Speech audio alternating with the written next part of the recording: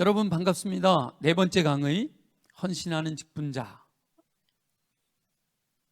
함께 나누게 될 텐데 앞에 세 강의 좀 딱딱했죠. 여러분하고 직접 이렇게 아이 컨택 하면서 눈을 마주치고 이렇게 서로 대화하면서 했으면 이 강의 사실 45분짜리가 아니고 1시간 반 동안 할 수 있는 이야기고, 여러분들의 반응을 보면서 또 여러분들하고 대화하면서 이렇게 할 수 있는 일인데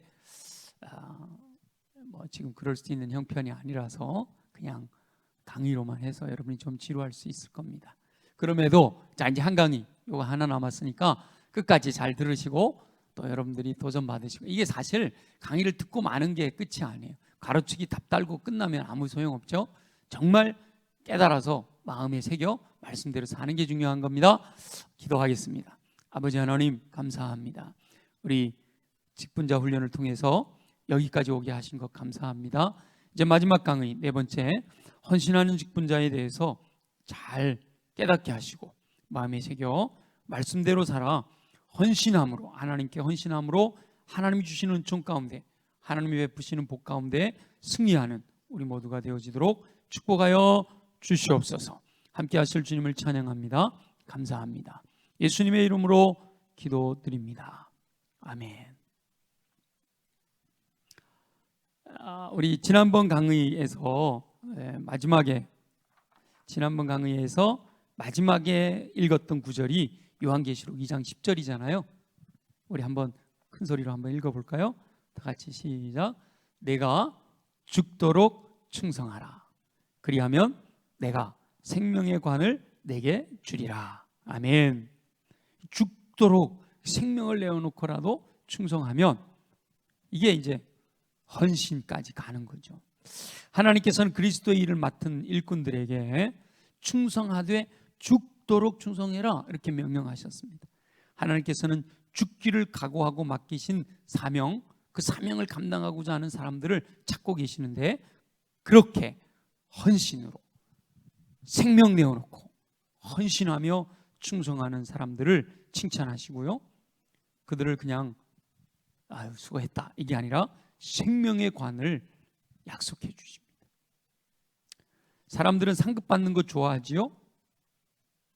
여러분 다 상급 받는 거 좋으시죠? 상급 받는 거 이야기하니까 이제 3월 끝나가면요, 여러분 아침마다 우리 권수영 전사님이 매번 채널 주소를 보내주시잖아요. 그럼 그 들어가서 여러분 읽고 아멘도 하고 출석 체크도 하고 댓글도 다셨는데, 3월 말 지나면 댓글 출석하신 분들하고 그리고 댓글을 또 이렇게 아주 묵상해서 자기 생각으로 잘 달아주신 분들 시상할 겁니다. 상급을 줄 거예요. 아직 몇 명이나 드리는지 모르지만 어쨌든 드릴 거예요. 우리 직분자들이 좀 많이 받으셨으면 좋겠습니다. 상급 좋아한단 말이에요.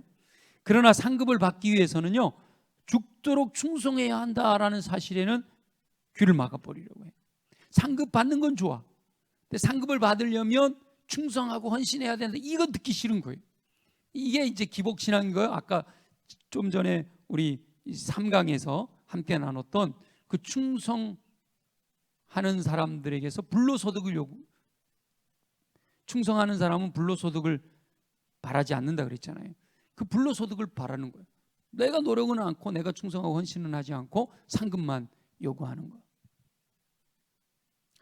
성령께서 말씀하신 음성을 잘 듣고 저와 여러분들이 정말 주님 앞에 주님이 기뻐하시는, 주님이 마음에 흐뭇해하시는, 주님이, 제가 요즘 그런 표현 잘 쓰죠.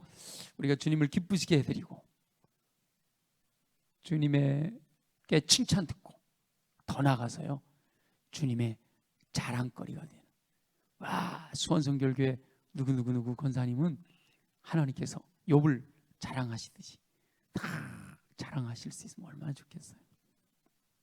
자, 오늘 헌신하는 직분자가 되면 하나님의 자랑거리가 될 수가 있습니다. 한번 보죠.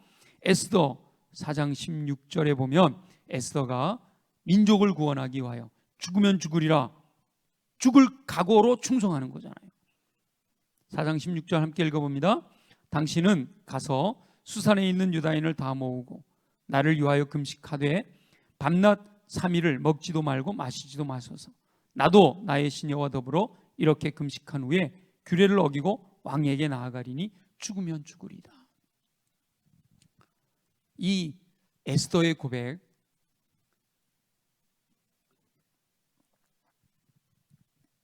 죽으면 죽으리다 라고 고백한 이 고백이 얼마나 많은 사람들을 도전했는지 몰라요.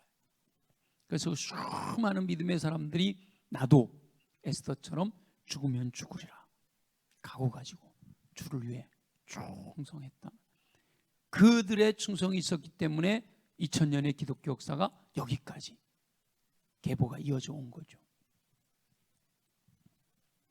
에스더는 나라가 멸망하고 포로로 끌려온 유대인의 후손이었죠. 하나님의 계획하심 가운데 에스더는 바사국의 아하수에로 왕의 왕후가 되었습니다. 유대인 모르드게를 미워한 악한 자 하만이 유대인을 말살하려는 계책을 세웠는데요, 왕의 조서에 의해 유대인들은 그 민족이 멸망을 당할 위기에 처하게 됩니다. 모르드게가 왕후 사촌 여동생이거든요. 왕후 에스더에게 전가를 보냈어요. 내가 왕후의 자리를 얻은 것이 이때를 위함이 아닌지 누가 알겠느냐.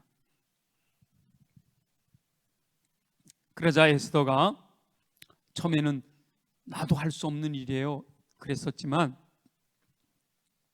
하나님 뜻이 무엇인지를 깨닫고 나서는 유대민족 전체에게 중보 기도를 요청합니다. 그리고 그냥 무모하게 죽으면 죽으리라가 아니고 중보 기도를 요청해 3일 동안 나를 위해 기도해 주세요. 나도 금식하고 기도하겠습니다. 그리고 나서 죽으면 죽으리라 라는 각오로 왕 앞으로 나아갑니다. 그로 인해 역전, 상황을 반전시키시는 역전의 역사를 통해 유대인이 더욱 강성해지는 복을 누리게 됩니다. 우리 왜 축구 경기나 야구 경기나 스포츠 경기를 보면 어느 팀이 이기다가 그러나 상대팀이 더 열심히 파상 공세를 해서 역전이 되잖아요. 하만과 이 이방인들에 의해서, 바사국의 이방인들에 의해서 유대인들이 멸망당할 위기에 처해 있었어요. 근데 에스더가 죽으면 죽으리라 각오하고 왕 앞에 나아가는 그 결단, 그 헌신을 통해서 역전이 되어버려요. 상황이 역전되어버려요. 전세가 역전되어버리는 거예요. 오히려 유대인들이 자기들을 미워하던 사람들을 진멸해버릴 수 있는 기회를 얻게 되는 것이죠. 한 사람 에스더의 헌신이 민족을 구원하는 귀한 역사를 이루게 된 겁니다. 이번에 임직하시는 직분자들의 한 사람 한 사람의 헌신이 교회를 건강하게 세우는 귀한 역사가 일어나게 될 줄로 믿습니다. 아멘이죠? 다 아멘 하셨으면 좋겠어요. 누가 뭐든지 한번 비교하지 말라 그랬잖아요. 너는 이렇게 한데 나는 이걸 하지 마. 내게 주어진 직분을 따라 하나님이 나를 충성되게 여겨 직분을 맡겨주셨으니 주여 감사합니다. 이 직분을 위해 내가 죽으면 죽으리다 각오를 가지고 죽음도 불사하고 주님이 원하신 뜻대로 충성하겠습니다. 그게 헌신하는 직분자입니다. 마태복음 26장, 마가복음 13장, 요한복음 12장에는요 향유를 깨뜨린 여인에 대한 이야기가 나와 있습니다. 마가복음 14장 8절에 보면 그는 힘을 다하여 내 몸에 향유를 부어 내 장례를 미리 준비하였다라고 예수님이 평가해 주시는 거예요. 한 여인이 순전한 나드 향유 옥합을 들고 와 깨뜨려 예수님께 부어드렸습니다. 가룟 유다를 비롯한 주위 사람들은 그것을 낭비라고 책망합니다. 옥합의 가치가 300데나리온이나 되었거든요. 아니 300데나리온, 요즘 일당이 너무 높아졌다 그러죠. 건축하는데 일당이 높아져서 교회를 건축하거나 집을 짓거나 하는 분들이 건축비가 한 30% 올라가는 바람에 어렵다는데, 아직 계산하기 쉽게 일당을 10만 원만 쳐도요 한 데나리온이 하루 일당이거든요. 10만 원만 쳐도 3천만 원이에요. 3천만 원. 근데 그 3천만 원을 예수님께 부어드렸으니까 한꺼번에 정의로운 사람들은 불평을 할 만하죠. 가룟 유다는 자기 나름대로 정의롭다 생각해서 책망을 하는 거예요. 아니 왜 그걸 낭비하는 거야? 가난한 사람들을 먹일 수 있었다면 3,000명이나 하루 일당을 가지고 3,300데나리온이나 되는 거니까 3,000만 원이면 한 끼 먹으면 3,000명이 먹을 수 있잖아요. 10,000원 갖고 한 끼 먹으면. 그러나 예수님께서는 주위 사람들과 다른 생각을 가지고 계셨던 거예요. 예수님을 위한 헌신은 결코 낭비가 아니라는 거예요. 하나님께 드리는, 하나님이 기뻐하시는 일을 위하여 사용하는 것은 결코 낭비가 아니라는 거예요. 그래서 제가 굳이 그것을 이름을 붙이면 거룩한 낭비다 라고 말씀하고 있는 거죠. 이건 뭐 꼭 저만 쓰고 있지는 않는 것 같아요. 근데 제가 쓰는 단어 중에 거룩한 낭비, 낭비는 낭비지만 거룩한 낭비다. 우리 하나님께 드리는 거, 세상적인 안목으로 보면 11조 드리는 거요, 낭비일 수 있죠. 야, 너 살기도 바쁜데 뭘 교회에다가 소득의 10분의 1이나 드려? 그리고 거기다가 또 감사 헌금도 하고 절기 때마다 평소보다 더 크게 예물도 드린다며? 연말정산 할 때 보면 야, 교회에다 그렇게 많이 갖다 줬어? 뭐 이렇게 얘기할 수 있는데요, 결코 그것은 낭비가 아니다. 하나님께 드리는 것이고 하나님께는 드리면 더 풍성한 것들로 채워주시는 거죠. 게다가 이 여인이 드린 향유는 거룩한 낭비이기는 하지만 예수님의 장례를 준비하는 것이었기 때문에 더 의미가 있다. 이 순수한 마음으로 헌신하는 것이 더 크고 놀라운 역사를 이루는 계기가 됩니다. 내가 드리는 것이 믿음으로 드려지는 작은 것인데, 이 작은 것을 드렸는데 이것이 나타나는 효과는요, 내가 상상도 할 수 없었던 놀라운 일을 이룬다는 거죠. 이 여인이 향유를 깨뜨려 드리는 것은 순수한 예수님에 대한 감사의 마음과 사랑의 마음이에요.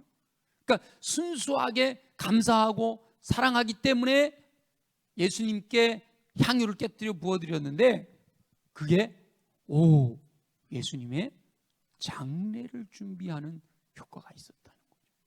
이 여인은 상상도 할 수 없었던 효과였던 거예요.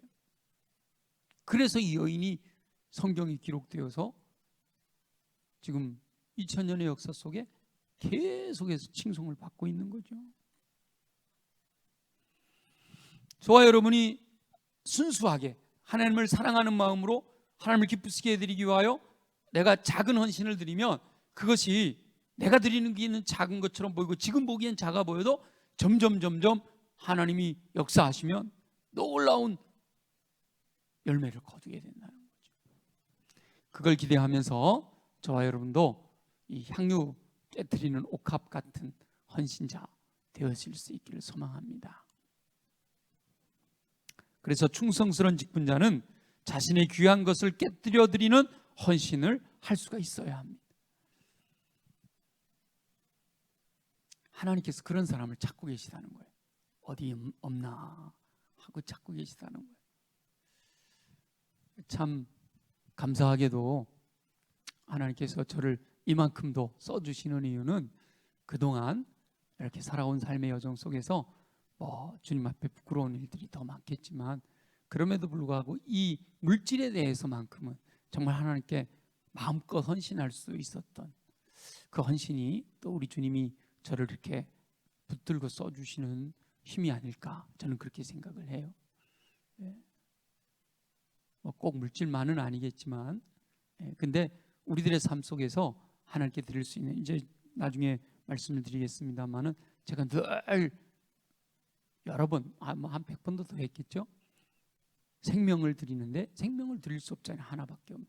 드려야 할 때는 드려야겠지만, 그래서 생명과도 같은 물질과 시간과 마음을 드리는 거다 그랬잖아요.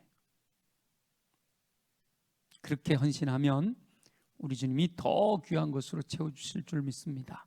자, 마가복음 12장 41절 44절, 누가복음 21장 1절에서 4절에 보면 과부가 드린 두 렙돈 이야기가 나옵니다. 누가복음 21장 4절을 한번 읽어보죠. 저들은 그 풍족한 중에서 헌금을 넣었거니와 이 과부는 그 가난한 중에서 자기가 가지고 있는 생활비 전부를 넣었느니라. 예수님께서 성전에서 헌금하는 사람들을 보고 계셨는데요, 부자들이 헌금하는 것을 보셨습니다. 그런데 과부 한 사람이 와서 두렙돈을 헌금하는 걸 보셨어요. 두렙돈은요, 요즘으로 얘기하면 하나 2,000원 정도? 렙돈이 하나 1,000원 정도? 1,000원도 원래는 가치가 높았는데 지금 우리나라 인플레이션이 되는 바람에 1,000원짜리 가치가 많이 떨어졌죠. 원래대로 하면 이렇게 뭐 100원짜리 동전 하나 이런 정도인데, 동전 렙돈, 두 렙돈 헌금하는 걸 보셨단 말이에요. 예수님께서는 부자들의 많은 헌금보다 과부의 그 두 렙돈이 더 크다라고 말씀하셨어요. 왜 그러셨는가 하면 과부는 자신의 생활비 전부를 드렸기 때문이다 말씀하시는 거죠. 하나님께서는 충성도, 헌신도, 이 사람이 충성하는 사람인가, 이 사람이 헌신하는 사람인가를 평가하실 때 보통 우리 학교에서 평가는요, 상대평가를 많이 하는 거예요. 1등, 2등, 3등, 4등 이렇게 상대평가를 하잖아요. 우리 하나님은 상대평가가 아니라 절대평가를 하시는 거예요. 그래서 모두가 다 1등이 될 수도 있는 거예요. 그리고 과부가 가지고 있는 두렙돈은 100%예요. 100%. 두렙돈이 전부예요. 전부를 드렸으니까 100점이에요. 100%를 드렸으니까. 근데 부자들은 예를 들어 10,000달란트를 드렸다. 10,000달란트를 드렸다 할지라도, 이게 뭐 10,000달란트 드릴 수 있는 정도의 부자는 없겠지만, 근데 그가 만약에 1,000,000달란트를 가지고 있는데 10,000달란트를 드렸다. 그러면요, 그건 1000분의 1이잖아요. 1000분의 1. 0.1%예요. 0.1%. 100%와 두렙돈과 10,000달란트는 너무 차이가 크지만 우리 하나님은 상대평가를 하시는 게 아니라 절대평가를 하신다고요. 두렙돈과 10,000달란트 요걸 갖고 평가를 하시는 게 아니라, 두렙돈 가진 사람이 두렙돈 낸 거는 100%예요. 100점. 근데 1,000,000달란트 가진 사람이 10,000달란트 낸 거는 0.1%란 말이에요. 그러니까 하나님은 100%를 칭찬하시는 거다.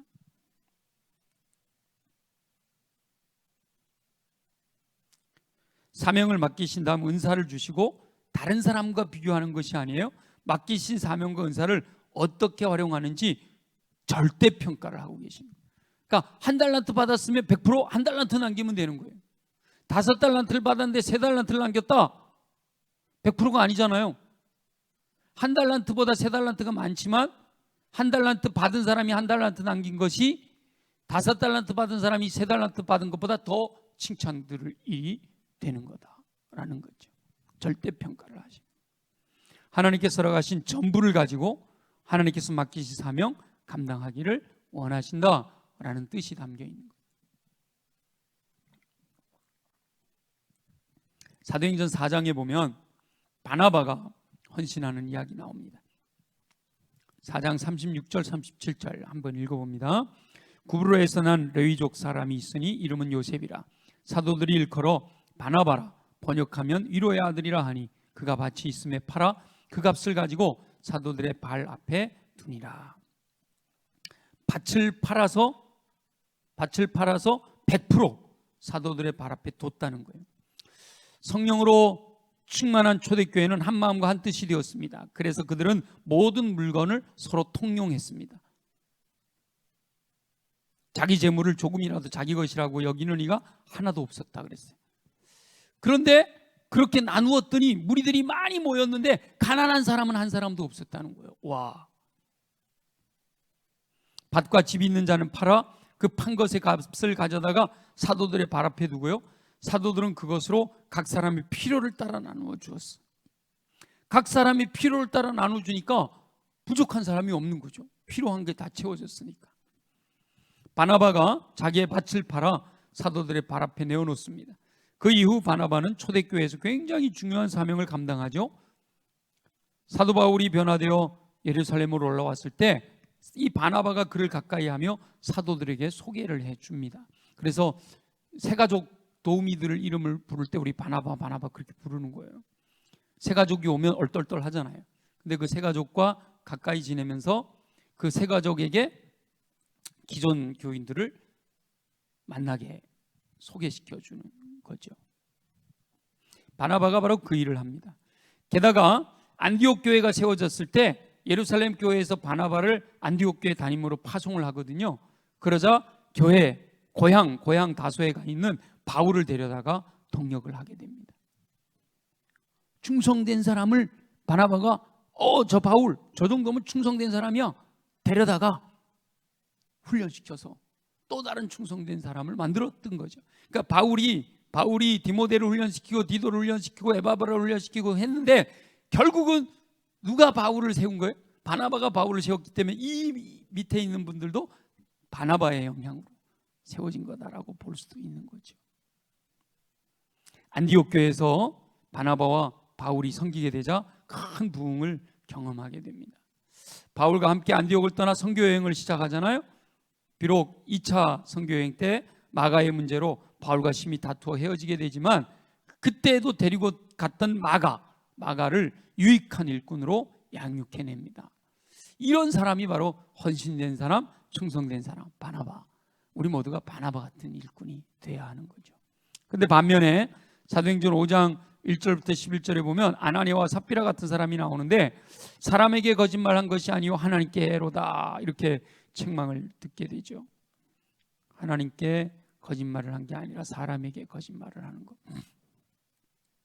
바나바의 헌신에 감동이 된 아나니아와 삽비라도 자기 소유를 팔았어요. 이거 대단한 겁니다.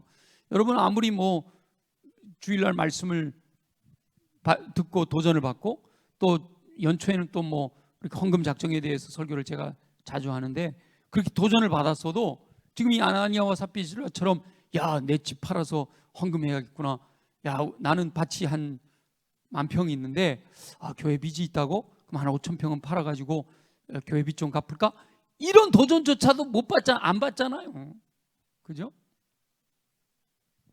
그런데 이 아나니아와 삽비라는 그런 도전을 받아가지고 그걸 팔았어요. 밭을 팔았어요.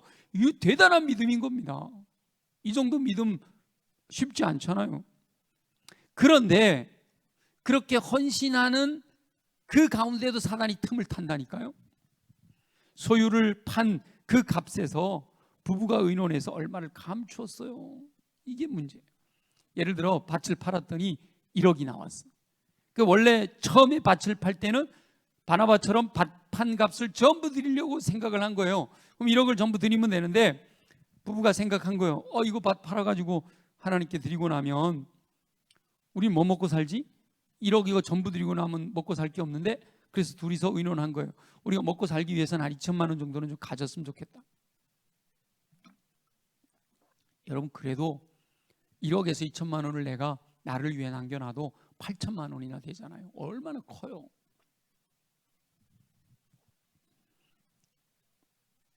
소유를 팔아서 하나님께 드리려고 하는 헌신의 마음은 매우 귀한 거였단 말이에요. 근데 이렇게 팔아서 1억이 나왔는데 전부를 드릴 만한 믿음이 없다면, 만일 전부를 드릴 만한 믿음이 부족하면 솔직하게 베드로에게 와서 8천만 원을 내놓으면서 사실은 밭을 판 것이 1억이지만 저희들이 생각해 보니까 2천만 원 정도는 가지고 있어야 먹고 살 것 같아서 여기 8천만 원만 갖고 왔습니다 했으면 안 죽어요. 얼마나 귀한 일이에요. 아니 100만 원도 내기 어려운 이때에 8천만 원을 낸다는 건 너무너무 귀한 일이잖아요. 그럼 오히려 칭찬받고 박수받아 마땅한 일인단 말이에요. 그런데 중요한 건 잘 들으셔야 됩니다. 일부만 드리면서도 전부를 드리는 것처럼 속인 것이 문제였다. 속이는 것이 문제였다. 많은 사람들이 아나니아와 삽비라처럼 진실하지 못하게 생활을 합니다. 신앙생활을 하는 거죠. 그럼에도 그들처럼 바로 그 자리에서 죽지는 않잖아요. 아나니아와 삽비라처럼 그 자리에서 딱딱 죽는다면 아마 교회 출석할 사람 거의 없을 거예요. 아나니아와 삽비라는 성령께서 강력하게 운행하시던 때였기 때문에 더 거짓말을 하면 안 됐던 거죠. 성령께서 강력하게 역사하시는 중요한 순간에는 더욱 신실하게 헌신해야 하는 거예요. 충성스러운 직분자들은 하나님 앞에서 더욱 진실하게 헌신적으로 살아야 하는 겁니다. 어떤 상황에도 시험에 들지 않도록 깨어 있어 충성하고 헌신할 수 있어야 돼요. 그리고 혹 시험에 들었더라도 사람이기 때문에 그런 유혹이 올 수 있고요, 넘어질 수 있어요, 쓰러질 수 있어요, 시험에 들 수 있어요. 그럴 때는 솔직하게 1억을 받았는데요, 2천만 원은 제가 써야 되겠습니다. 8천만 원밖에 못 드리네요. 죄송합니다. 이렇게 고백하고 회개하며 돌이킬 수 있으면 되는 거예요. 근데 끝까지 숨기려고 하고 회피하려고 하면 하나님 기뻐하시지 않는 거죠. 동방박사들의 헌신도 우리에게 참 도전을 주시는데, 마태복음 2장 1절에서 12절 말씀을 보면요, 2장 11절에 이렇게 되어 있습니다. 집에 들어가 아기와 그의 어머니 마리아가 함께 있는 것을 보고 엎드려 아기께 경배하고 보배합을 열어 황금과 유향과 몰약을 예물로 드리니라. 자, 이야기는 너무 잘 아시죠? 동방으로부터 박사들이 유대인의 왕으로 오신 분께 경배하러 먼 길을 달려왔습니다. 밝게 빛나는 별을 보고 왕의 탄생을 깨달아 경배하러 온 거지요. 유대 땅에 접어들면서 바로 별 보고 가지 않고 왕궁으로 직행하는 실수를 저지르기도 합니다. 그러나 다시 별의 인도를 받아 베들레헴에서 아기 예수께 경배할 수 있었습니다. 예배할 수 있었다는 거죠. 동방에서 유대까지 오는 길은 험하고 험한 길입니다. 산 넘고 물 건너 광야의 길을 따라 힘들고 어려운 길을 통과해야 했습니다. 사람들이 고난을 감수하는 것은요, 무엇인가 유익을 얻으려는 목적이 있기 때문이잖아요. 여러분들이 주일날 예배드리러 오는 것도 어떤 마음으로 오세요? 좋은 마음인데 은혜 받으러 오시죠. 힘을 얻으러 오시잖아요. 자, 은혜 받는다, 힘을 얻는다, 이것도 뭔가 내가 뭘 얻기 위해서요? 유익을 얻기 위해서 오는 거예요. 그것도 괜찮은 믿음이에요. 하나님께 나오는 자는 반드시 그가 계신 것과 그가 자기를 찾는 자들에게 상 주시는 이심을 믿으라고 했으니까 그 믿음도 귀한 거예요. 근데 이 동방박사들의 믿음은 그 믿음을 뛰어넘는 거예요. 헌신하는 직분자는 뭔가 교회에 은혜 받으러 또 뭔가 유익을 얻으러 오는 것을 뛰어넘어 경배하러 오는 것이어야 한다라는 거죠. 동방에서 온 박사들은 유익을 얻으려는 것이 목적이 아니라 아기 예수께 경배하는 것이 목적이었다는 거예요. 저 멀리 바벨론에서부터 유프라테스 강, 티그리스 강 그쪽 먼 땅에서부터 산 넘고 물 건너 광야를 지나 그 고난을 감수하면서 달려왔는데, 그 고난을 감수하면서 뭔가를 얻으려고 온 것이 아니라 다만 경배하러 왔다. 경배하러 올 때 와서 입으로만 경배합니다 이렇게 하고 가는 게 아니라 보배합을 열어 황금과 유향과 몰약의 귀한 것을 예물로 드렸다는 거예요. 황금과 유향과 몰약은요, 이 당시에 엄청 귀한 거예요. 왕들에게나 진상하는 이런 것들이잖아요. 근데 그것을 아기에게 아무 가능성이 현재로는 보이지 않는, 내가 이걸 드린다고 해서 내게 올 수 있는 유익이 하나도 없는, 다만 유대인의 왕으로 오신 것, 인류를 구원하실 메시아인 것을 알고 경배하는 것이 목적이었다라는 거죠. 무엇인가 자신들의 유익을 위한 것이 아니라 오히려 귀한 예물까지 드린 거예요. 그럼에도 그들에게는 아기 예수를 경배한 것으로 인하여 기쁨이 가득했다라는 거예요.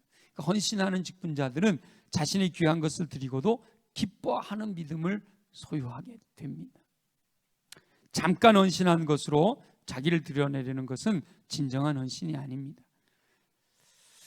사람이기 때문에 유혹이 있어요. 내가 이렇게 주를 위해 헌신했는데, 내가 이렇게 주를 위해 충성했는데, 그렇게 해도 또 주님이 들으시기도 해요. 히스기야 같은 경우에 하나님 앞에 기도할 때 내가 하나님을 위하여 충성했던 것을 기억하옵소서, 그래도 또 하나님 들으시거든요.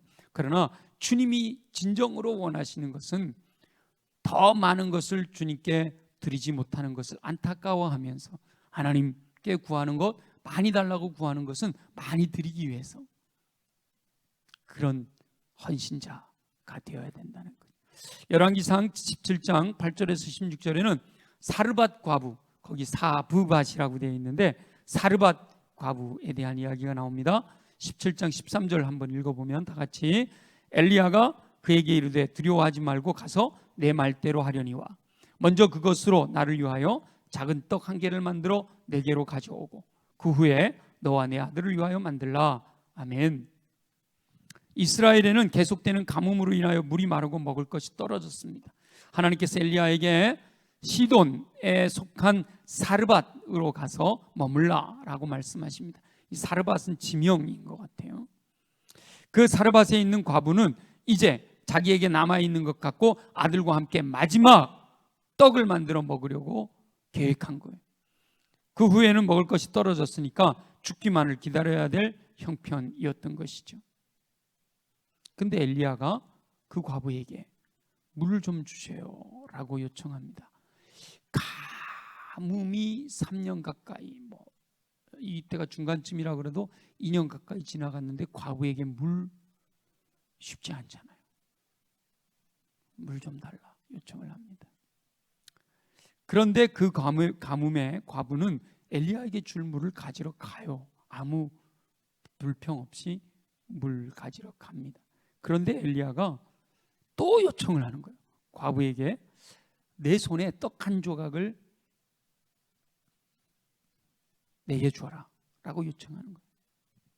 여기에는 과부가 물 좀 달라. 물 조금 더 마시는 거야. 너무 귀한 거지만 남아 있으니까 선지자가 원하니까 나눠줄 수 있었다. 그런데 떡을 나에게 줘라? 이거는 받아요. 게다가 엄마잖아요. 과부. 아들하고 하나밖에 없는 아들하고 마지막으로 먹고 죽으려고 하고 있는 그 떡을 내놓으라 그러니까 이게 보통 나에 대한 손해는 다 감수를 하지만 자녀들에 대한 손해는 우리 부모들이 참지 못하잖아요.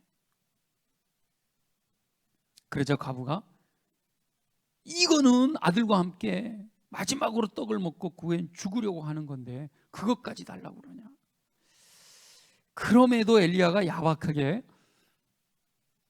먼저 그래 그 만들어 먹는 건 좋아요. 근데 먼저 그 떡 한 개 나부터 줄 수 없어요? 마지막 남은 떡을 다른 이에게 주는 거 쉬운 일이 아니잖아요. 그럼에도 그 과부가 엘리야의 말대로 순종하는 거, 이게 헌신이라는. 참 우리 하나님 너무 많은 걸 요구하신다 느껴지잖아요. 근데 우리 하나님은 더 많은 걸 준비하고 계시는 거예요. 우리 예를 들어 할아버지가 손주하고 대화를 하는 거예요. 할아버지 주머니에는 사탕이 가득 차 있어요. 네, 그 중에 하나 꺼내요. 그래서 손주에게 주어요. 얘야 이 사탕 너 먹어라. 사실은 내게 있는 모든 게 하나님 주신 거잖아요. 그러면서 사탕을 줬어요. 하나 줬어요. 그리고 나서 이렇게 얘기하는 겁니다. 아유 손주야, 내가 너 사탕 주고 보니 그 사탕이 되게 먹고 싶다. 근데 이 할아버지는 어떤 생각을 갖고 있는가 하면 이 아이가 이 사탕을 할아버지를 줄 정도의 사랑의 마음이 있으면 내게 있는 이 사탕 다 줘야겠다, 이 마음 갖고 있는 거예요.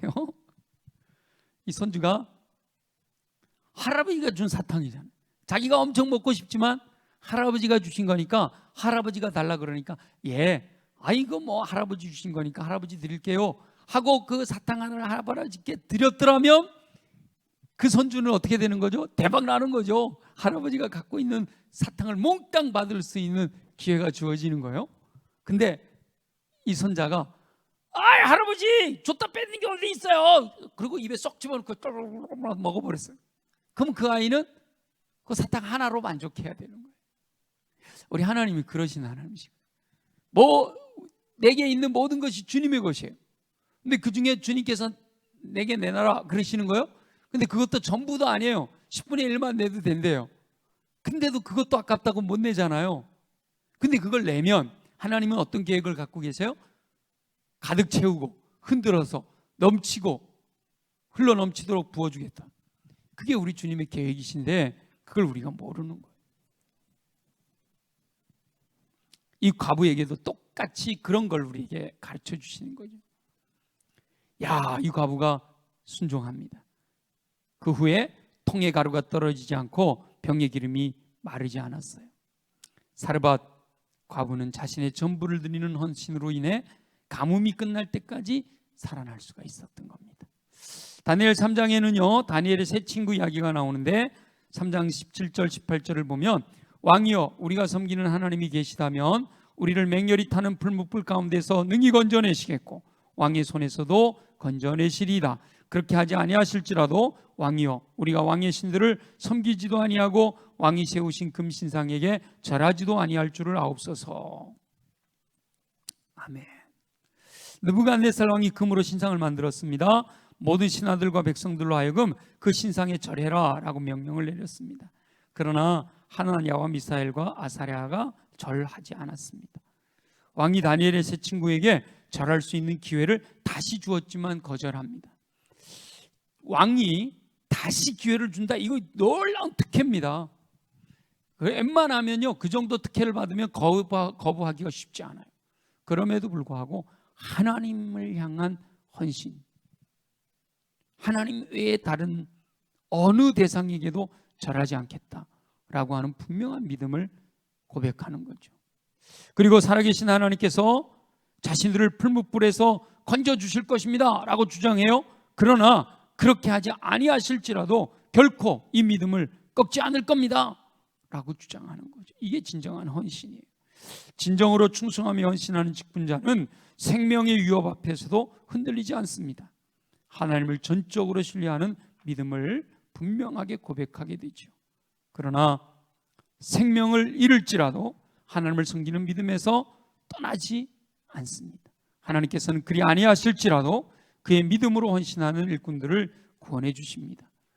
다니엘의 세 친구는요 머리카락 하나 그을리지 않고 풀무불에서 구원을 받았습니다. 저와 여러분도 전적으로 주님을 신뢰함으로 이 코로나 위기 상황 속에서도 또 여러 가지 어려운 환경 속에서도 하나님의 구원해 주시는 은총을 누리게 되시기를 예수님의 이름으로 축원합니다.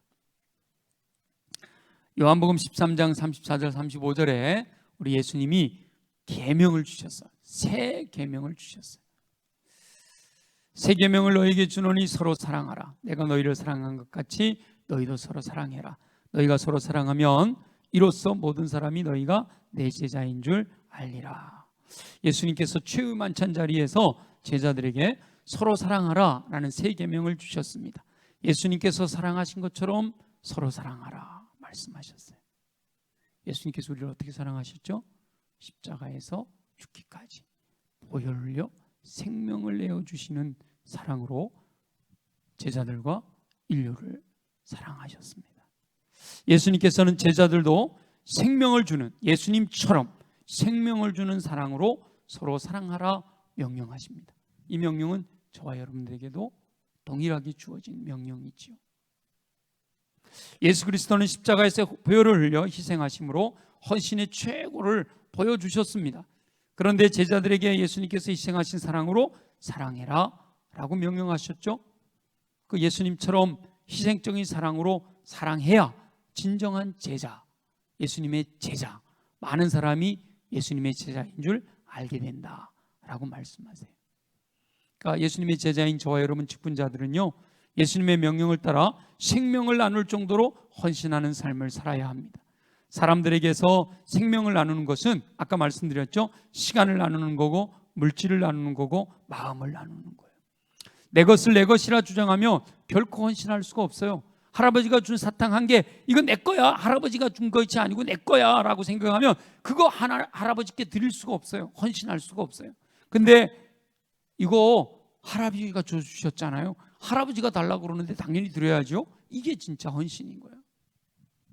하나님께서 허락하신 것임을 믿게 될 때 하나님께서 원하시는 대로 헌신할 수 있게 됩니다. 자, 이제 거의 끝나가는데요, 마지막 강의라 제가 좀 빨리 끝내려고 그랬는데 쉽지 않네요. 사도행전 20장 24절 사도 바울이 이렇게 고백합니다. 내가 달려갈 길과 주 예수께 받은 사명 곧 하나님의 은혜의 복음을 증언하는 일을 마치려 하면은 나의 생명조차 조금 더 귀한 것으로 여기지 아니하노라. 사도행전 20장의 이야기인데 이 말씀의 배경은요, 사도 바울이 3차 전도여행을 마치고 예루살렘으로 돌아올 때였습니다. 이 사도 바울의 이 고백이 충성하는 직분자, 헌신하는 직분자가 어떤 마음가짐으로 맡겨진 사명에 하나님의 부르심을 따라 살아가야 되는지를 보여주는 거예요. 3차 전도여행을 마치고 예루살렘으로 돌아올 때인데 기도하는 분들이요 예루살렘으로 올라가면 위기가 기다리고 있다라고 만류합니다. 심지어 생명조차 위험하다 이렇게 예언하는 분들이 얘기를 하는 거예요. 그때 사도 바울이 고백한 구절이죠. 사명을 위해서는 생명조차 귀하지 않다라고 주장하는 거죠. 주 예수께 받은 사명, 곧 하나님의 은혜의 복음을 증언하는 일을 마치려 하며 나의 생명조차 조금 더 귀한 것을 여기지 않는다라고 고백하는 겁니다.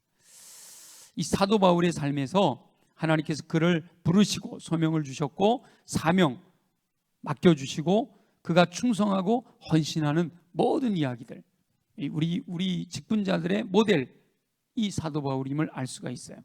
거기 제가 그렇게 기록해놨는데, 사도 바울은 하나님께서 자신을 사명자로 불러주셨음을 너무도 분명하게 확신합니다. 자기가 하나님이 불러 세워주신 사도라는 사실을 편지에서 여러 번 강조합니다.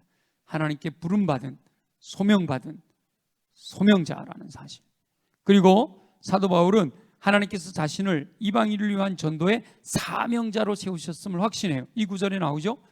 주 예수께 받은 사명, 하나님의 은혜의 복음을 증언하는 일, 이게 내게 하나님이 맡겨주신 사명이다라는 거예요.